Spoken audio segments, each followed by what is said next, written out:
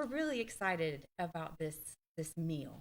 So this meal is all locally grown food. Am I right? We're gonna do our best. Yeah. It's April, Yeah. Yeah. so we're gonna be able to get tomatoes and greens and things like that, Hmm. and we can get the locally sourced meat and dairy. So we're gonna do our best to make sure the whole meal is locally sourced, but it's a little early in the season, so. It is early in the season, and it's all we can do not to be planting little seeds and things Yes. and get ready because seriously, we can, even if you have, most of our people have a plot of land of Hmm. some sort. And even if you live in a small confined space, you can do container gardening. Hmm. That's right. We just moved to Tracy City in August, Nice. and we just got our raised beds Hmm. up, and so this weekend is to go get. We didn't do from, but we're gonna go get little. It's a step, trust me. I mean, it is one of those. Yeah, yeah. But so we'll get our little garden in, Hmm. hopefully this weekend. But yeah, it makes a difference to be able to get your hands dirty. And I think it's important to know where our food comes from and how hard people are working to do that. And especially right here in our own backyard. Well, and the closer we get, I firmly believe that our health issues these days are due to putting all the processed junk in our Yeah. food, in our body. Yeah, that's Our exactly body's right. not meant to have all that crap in there. Yeah, that's right. And because we're working more, we're often more sedentary. Hmm. So how do we? Yeah, it's all connected. It's all connected. Wasn't that funny? Dad would always, he grew up, they all grew up hard. When you're on a farm, you grow up very self-sustaining. Mm-hmm. You have bees for sugar, you have milk cows, you have fruit trees, you have nut trees, you have grapes, Mm-hmm. and you live your life with these parameters. Dad, to the very last day, he died at 86, Mm-hmm. had the hugest garden. This is just him. Had Oh, the biggest garden, and his main thing that he made sure he had was potatoes. oh, So that mentality of always having food, the mm, potatoes were key. versatile. Yeah, Very. And yeah, tomatoes. yep, Like he can't, every soup had a tomato yeah, base. yeah. Well, and you know what? Where I'm learning about even the property at St. Mary's. So Tim is our property manager. He just cleared out some space on the bluff, and he preserved the blackberry. Now I'm gonna forget. I But hope it's a right there, blackberry. I think it's blackberries, but right there on the bluff, and he was so careful to preserve that. And Josh has put in an herb garden on the back side of the Oh, kitchen. look at that. I know, so we're really trying. Our bookkeeper is a huge farmer herself, and she's got some strawberry plants. So we're trying to find a place on campus. So just to really make the campus well vital and alive and have food on campus. Wouldn't that be amazing? I was fascinated by it when we toured Mount Vernon, George Mm, Washington's house, and how the farms were laid out as a self sufficient way of life. right, right. Yeah, And nothing wrong with that. that's right. In a past life, my husband and I and our children lived in Malawi, a small nation in Africa, and we went to visit a big university in Zimbabwe, and they were intentional about planting fruit trees and all those Mhm. things on campus because a lot of these folks came from hard backgrounds. Maybe they couldn't afford the meal plan every day, but they could go get an apple, they could go get this and that. And so that's kind of been at the back of my mind looking at our campus. Like, how can that, if you go and pray here and then go get some blackberries and then, Yes. yeah. So that's kind of a vision that's forming How in my many mind. acres there that do y'all have? We have almost 200 acres. Yeah. I don't know if you can find any spot there, although a lot of it's forested. Yeah, a lot of it and the kind of drops off Drops the off. bluff. And a lot of it is back behind Templeton. Our property kind of winds around. Oh, does it? Yes. So we're trying to think about how to best utilize that. And with the big planning that's happening for Head of the Crow State Park, Mm-hmm. it will border Head of the Crow. And so thinking about how we can partner with them. Yeah. And we have a grant from the South Cumberland Community Fund Mm-hmm. to explore camp. That would be so neat. Yeah. Because Yeah. camping under the stars It's just something about it. That's right. And it's so quiet. So lots of big plans and lots of ways to begin to, or to continue expanding our demographic, inviting more people in. It's an exciting. All right, so we've got our next Tuesday, 21st. 21st, Yes. 5 to 7. 5 to 7. Just come on. That's right. That's right. Yep. Yeah. So if you want to, if you want to sponsor several meals, you can drop a $50 bill in the plate. Sure. Or if you want to come and just enjoy the fellowship and learn about what's going on, just show up. All right, and a suggested donation is what? $20. $20, nice. Yeah. Very nice. Yeah. What other programs are you going to be doing? So the last time I was here, we talked about the Labyrinth. Yep. There is something called World Labyrinth Day, May 2nd. May 2nd. And people all over the world will be gathering to learn about and walk the labyrinth. And so we're inviting people to St. Mary's Sewanee on May 2nd from 1 to 3. So we hope there'll be a lot of people there. There'll be some instruction and learning. I'm going to have some art supplies there. So after you walk the labyrinth, maybe you want to draw or journal or reflect, and just time for people to have conversation.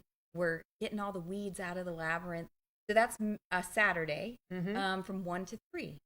And so we hope people will come by and learn about this spiritual practice of the labyrinth. You want to hear something funny? Yes. So my daughter this is not funny. My daughter got married this weekend. Congratulations. 34 years I waited. And small Baptist church, the whole 9 yards. I was just couldn't be more thrilled. Yeah. And with everything.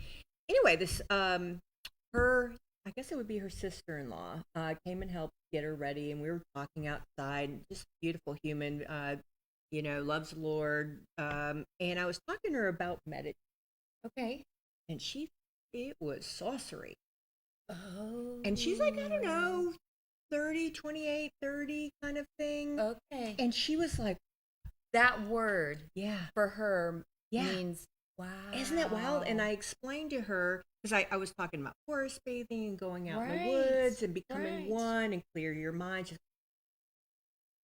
Wow. and I'm like, actually. And then I went into my explanation because I was telling her about what is that prayer time that you do?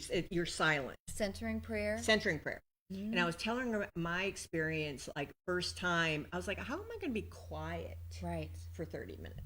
Right. In my head. Right. Like I can be quiet, but in my head. And so the first time I was like itchy in my skin. Sure. I was like, ooh. We're all in a group of people. That's right. And being quiet.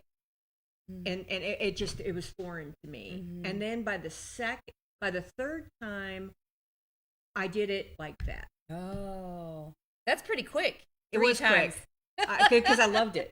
Yeah. And I think that's and I know that's why they call it spiritual practices. Yeah. Because you have to do it multiple times. I just met with Tom Ward yesterday. Okay, yes. And he talks about it. He talks about meditation, about centering prayer as intimacy with God. He's like, that's your quiet time with God. And if we can still our thoughts enough, maybe we'll hear a word from God. And isn't that because that's the whole thing. We're supposed to listen. Right. And that's really hard. That's because it's our way. Yep. And that ego gets involved, and we talk about it here on the show all the time, is that you just got to be quiet and listen. Well, and we were talking just before the show started about the 24-hour news. Like, that's what we're accustomed to is words, words, words all the time. And so the labyrinth meditation is a way for like the word, in my mind, it's like I can just kind of see the words falling out of my brain. Because I'm a thinker too. I mean, I journal and I think and I type and something to get away from all of that thinking. Listen, so valuable. And there is something, I wonder what your experience was, but I think there's something about doing it in a group too. It's one thing to walk the labyrinth by yourself. It's another thing to be on the labyrinth and it's really, it's sublime. I mean, it's just sublime. That's a great word. It is because it's just so profound. That's really interesting. But because I'm trying to learn, what we do for the next generation, Yeah. right? I mean, this is not about us, really. It's about passing it on. And so I try to get in the head of young people, like what they're thinking. Mm-hmm. And for her to say that, and then I said, well, monks do it all, Right. Right. you know? But I think there is this kind of gap between the ancient church when these practices were what they did, and then somehow we've lost it through the Protestant Reformation and the Renaissance and just our modern world. We've forgotten them, or they've been called something like sorcery. Yeah. So it's a relearning these ways that really help monks and nuns and Christians survive for so long. So that's wonderful I know. to help correct that misinformation or misunderstanding and maybe introduce her to a new way. Well, and she definitely needs it, because a lot of our young people, they're just like ducks on water. I mean, it's just their little legs are going Yeah. really, because they're just trying to correct the youthful mistakes. They're growing. Like, I would have never said at Taylor at 34 10 years ago, I would have never. Come a long way, haven't we all? Right, right. But you just have to have faith, and you have to just keep on keeping on. And eventually, I couldn't be happier. Right. But it's that journey to get here, and eventually it's just Yeah. Well, this weekend we have a 3-day centering prayer retreat, and we got a donor gave a very generous gift so that we could lower the price, and we have scholarship. So several people are attending for free. If you're interested, we still have space available. But young professionals or folks who are just out of high school or college or have a young family, they don't have spare income to go on retreat for 3 days. So we want to make this an annual retreat that has a low cost or free, so that people can step away and try it. So that's what again, we're just trying to really beef up our scholarship fund so that St. Mary's Sewanee really is for everyone. Sure. Not just folks who have the vacation time and the income to do it. Well, we are thankful for those folks who do have the Yes. income and the vacation time, because it pays for the rest of us. Exactly. And I have been so humbled by the folks' generosity. They care about this practice so much, and they have had good livings, and they're doing well, and they want to pay it forward. Absolutely. And it's just can't so take it with you. amazing. That's exactly right. And it's so amazing. And it just allows more and more people to come and be there and experience these practices that are going to get us through the hard times. It is. The more and more I go through life here, is I realize that we have generational trauma, childhood trauma. We have a lot of trauma that we have to navigate over. And it causes knee-jerk reaction. It causes so many trickle effects. And now that I realize it, I'm like, that's a trigger. That's a trigger. You don't understand how to not be trauma and always on the defense and always attacking, because it's a generational thing. Yeah, that's right. And one of the things I've experienced in meditation is when I'm more faithful to it, I feel like not that time slows down, but I'm not as reactive. If I spend more time meditating and praying, then when things come at me, I feel like, okay, I can choose. I can choose to be angry. I can choose to be curious. I can choose how I'm going to respond. But when I'm not praying and meditating, boy, it's just like, oh, true story. True story. It's all I can do to love everyone. Right. Because sometimes I just want to go, no. Then I block you. Yeah. But you can't That's block real. life. I mean, No. blocking is very healthy. For me, it is, because I don't, this circle of happiness is hard won. That's right. Yeah. And I wish more people had that circle, Mm-hmm. that armor of God, more so, because you don't have. That's right. And I think I'm learning from my children. My children are both in their 20s, and I feel like they're better at drawing those boundaries than I am. I think they are learning that earlier. See, if that's all we can ask for as a parent, know, do right? it earlier. I wish I would have done it earlier. That's right. They're learning at 20 what I learned at 45. I know. But look at, you did it. Yeah, that's right. That's right. That's right. And then they can call me on it when it is Taylor does it. Yeah. And she's like, Mom. Yeah. Yeah. But it's important, and we're doing this for the next generation and the happiness, and I'm so glad that you are there doing your thing. What a blessing. Thank you. It's amazing. Can I tell you one more story? Absolutely. So my office is on the second floor of the building, and I saw a pickup truck pull into the parking lot, and it looked like a young man. He was taking pictures of the bluff, and then he got out and he walked over to the labyrinth. He didn't step in it, but he was kind of looking at it. So I decided to go out and to see it was the day that I was here. And so I thought maybe he saw the segment, So I went out, and as I approached him, he said, I'm sorry, am I supposed to be here? And I said, absolutely. He said, okay, I don't want to intrude. I said, no, this place is for everyone.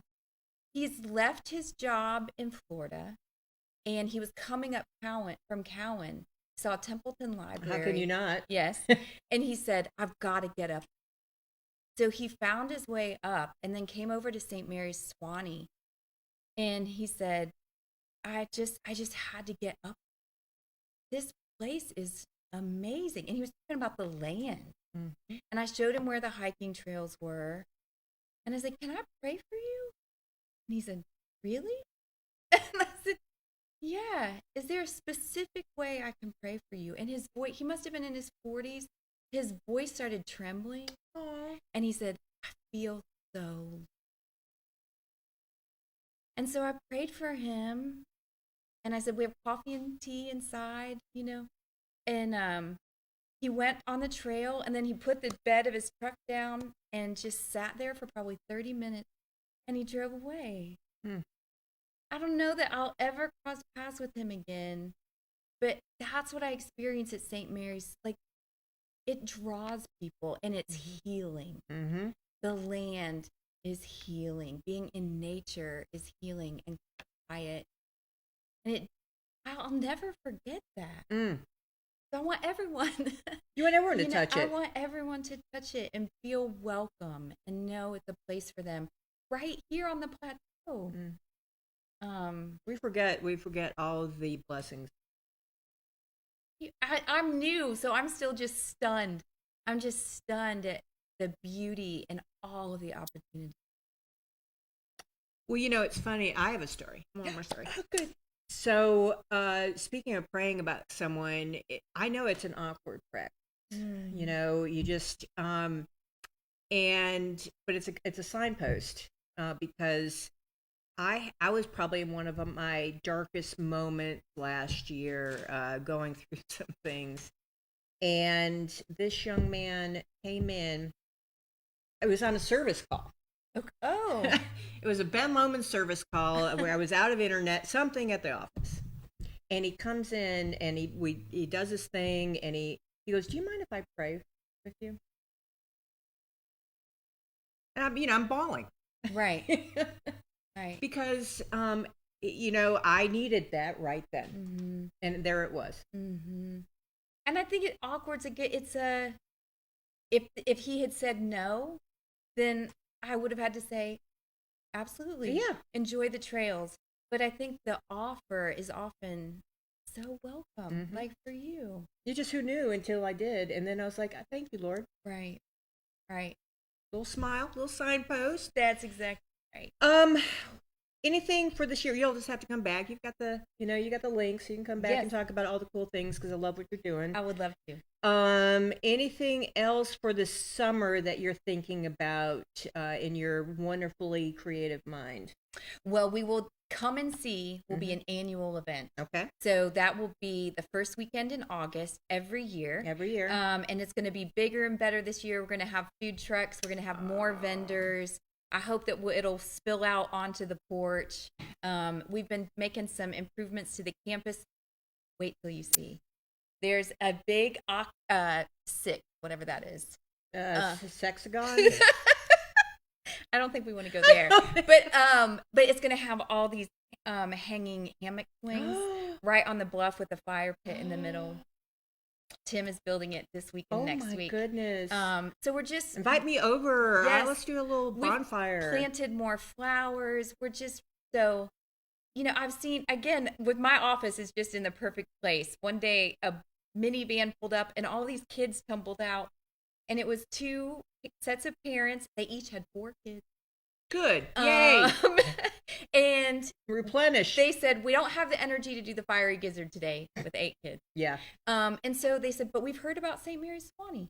So they came over. We have a beautiful memorial garden and for a woman that died of cancer and attended the girls' school and led retreats there.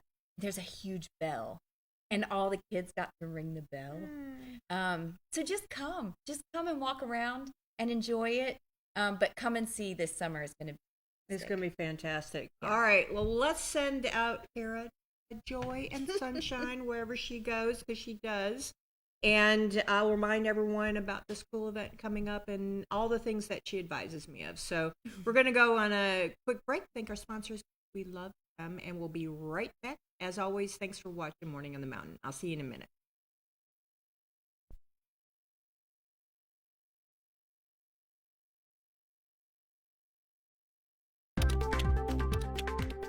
But is it? It's really just the beginning, right? Have you written a book and want it published but don't know where to start?